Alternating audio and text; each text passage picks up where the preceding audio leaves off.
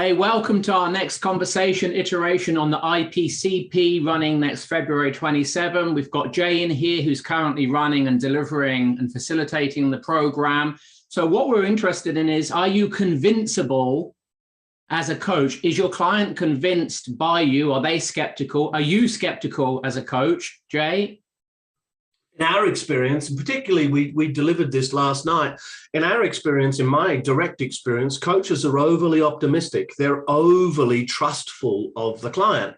And so as we look through the coaches that were there, 20 odd coaches last night, you had most, and I want to say most, I mean 90% with a driver in being over trustful. What that shows up is that there is an overly optimistic frame that is operating from the coach in their view of the client, in that they're overly optimistic about their clients.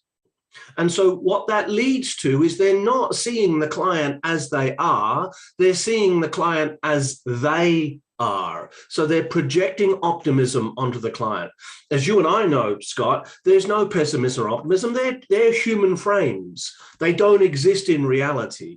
And so to overtrust isn't to see the client's condition, isn't to see the client's conditioning and their humanity behind that and realize that I'm dealing directly with the conditioning. I'm dealing with the personality traits and structures. You and I call it the occupant. I'm dealing with the occupant, which is not the human being, but it's their human coping mechanism. And so being overly optimistic means they're going to get caught up in believing in the human being's coping mechanism, their personality. They're going to get caught in content. So what? So when they get caught in content, they can't see the context, the process, and the structure of what's running. They can't help the client developmentally. They can't help them get objective to what they're subject to because they're playing in content and they're trying to shift the deck chairs. And it's not going to make any difference in the long term. And then from a client perspective, as you see your clients convince the strategy? So clients convince the strategies are in the Australian population, largely optimistic as well. They're largely toward the over-trusting end.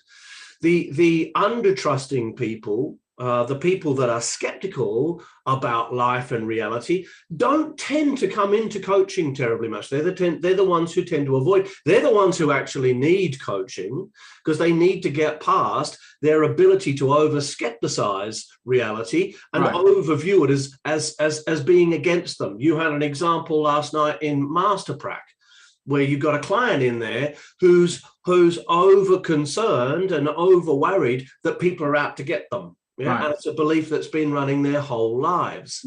Whilst it's on the rarer side, it still exists. Sure. And so what if a coach isn't across this dynamic in the coaching relationship?